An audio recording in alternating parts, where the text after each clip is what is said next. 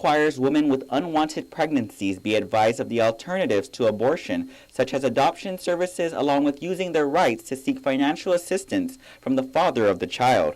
If it sounds familiar, it's because Bill 52 was introduced back in January 2011. What this bill does is that if any woman who intends to have an abortion is given information on what procedures she's about to undertake and what the other options may be out there. Bill 52-31 was introduced by Senator Dennis Rodriguez Jr. on behalf of Governor Eddie Calvo.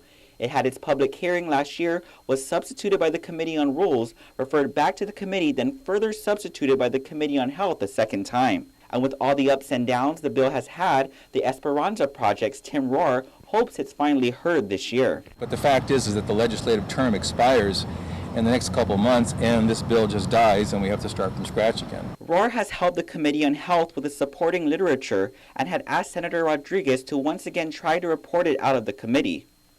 This week, Rodriguez circulated the report, receiving enough support, with 8 of his colleagues signing off. It's one thing to get it out of the committee.